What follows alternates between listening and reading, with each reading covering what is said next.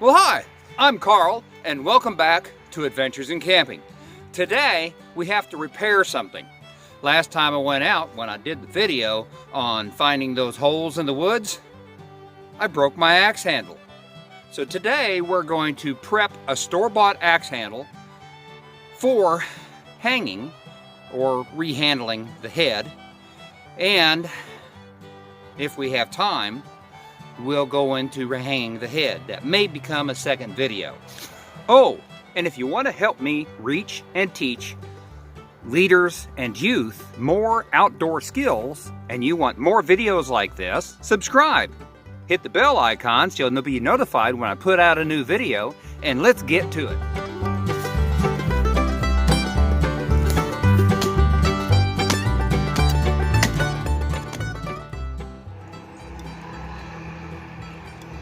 Wow, that's a problem, isn't it? Guess I need to rehandle my axe. So here is the axe, and as you can probably see, got a nasty break in it. So now I've got to do something about that. Oh, and just in case you're wondering, I made my sheath and I added a D-ring, and this is a Mosin-Nagant sling. And I'm not going to take credit for this, because this is Blackie Thomas's idea, and I am not opposed to stealing other guys' ideas. See, this allows me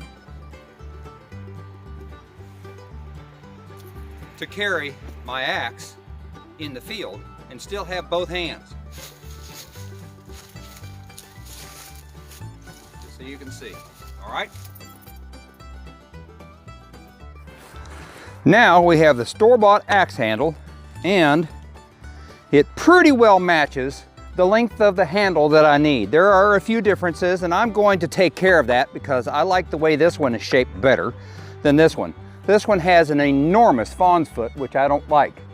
So it's going to be cut down to match the fawn's foot on this one. See how it's a little smaller? So we're going to match that fawn's foot. But first, a few important notes. We need to take the labels off, and we need to strip this varnish off. And why am I going to strip that varnish off? I'll tell you in a minute. So let's see how this does for removing these labels. There we go. Now that I have stripped the labels off, I need to strip all the lacquer off. Lacquer is not really the best way to cover these. Now when you go to Lowe's or Home Depot or Ace Hardware or even True Value Hardware, any of those big hardware stores, they sell their handles with a coat of lacquer on it. Coat of lacquer is not really the best way to cover them, but it is an easy, quick way for the manufacturer to ship them out. So you need one without anything on it. I didn't have time to order one. If you want a good unlacquered handle, go to House Handles. I think it's called House Handles. What I'm going to do is the better of what you should do for handles. It's like I got a little leak. That's why I put it in this little bag. All right. This is a Mosin-Nagant oil can, double oil can. So in it, as you can see, I have tung oil and I have boiled linseed oil. I'm going to sand this handle down to bare wood. Then I'm going to give it a coat of boiled linseed oil before I even put it into the axe head. Boiled linseed oil will protect it better, and it also helps to prevent from blisters. If you put a light coat of boiled linseed oil once a day for a week, then once a week for a month, then once every month for a year and then once every year, you will have a long-lasting handle, and it will be much better than if you messed with this lacquer stuff. I do a version of that about a week, and then I kind of let it be, because I like to use it, and you're not going to be using it while it has a fresh coat of boiled linseed oil. Now, one morning, it's a little tacky at first, so you're going to have to realize that it's going to feel sticky at first.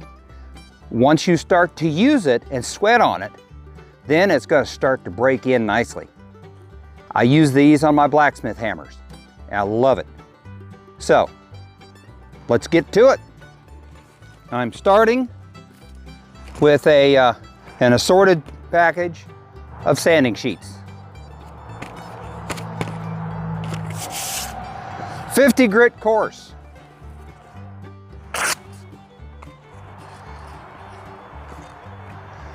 80 grit. Next is 150 grit. You notice I am sanding with the grain. Now, there are a few things that you might want to have in Basecamp. Things that you may not normally carry out in the field for an overnighter. And we'll get to that in a minute. But first of all, let's put my axe up here. So what I'm going to do is I'm going to butcher it.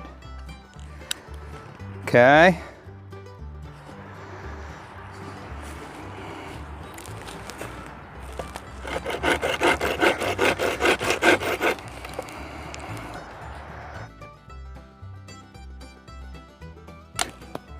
Okay, we're partway there.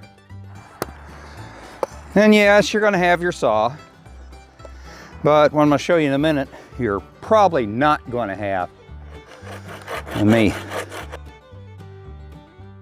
Like I say, this is a personal preference. You may be okay with that enormous fawn's foot.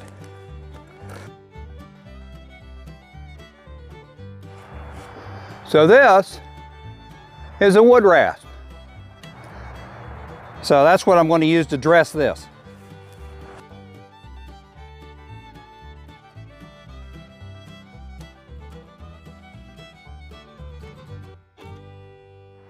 A little 50 grit,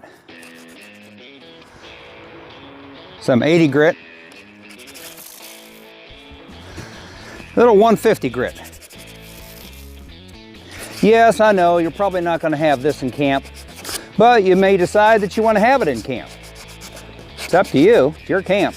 Look at the other side. Now, the other side I haven't done much to, because this is still going to have to be fitted to the axe head. There's no use me doing too much right now to it. But now I'm going to put a light coat of boiled linseed oil on this.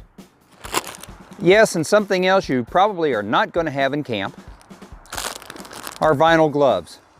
But it's a nice way to put your coats on here.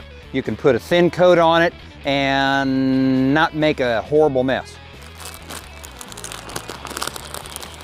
So I'm going to just put one glove on. And of course, since this has two oils in it, I want to make sure that I'm actually getting the boiled linseed oil side.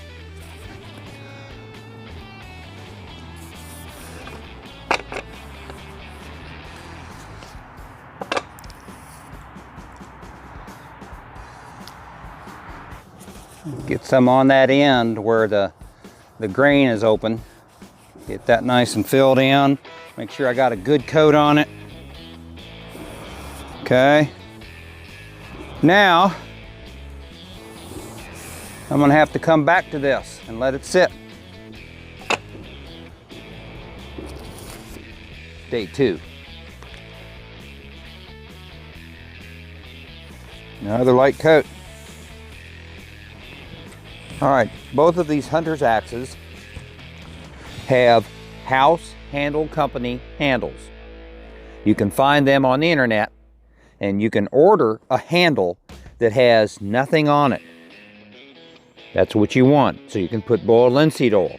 Unless that doesn't matter to you, This axe, this actually was one of those axes that was wore down to a nub, and I cut it off here and forged this out and brought it back out to where I've got a nice little hunter's axe, which with a lot of beef. This has got a good pole on it, so I can, if I need to, I can pound a few things. Okay. And this little hunter's axe, this is hand forged by me. That's my baby. This video is long enough. Let's divide it into two. Be ready or be removed from the gene pool.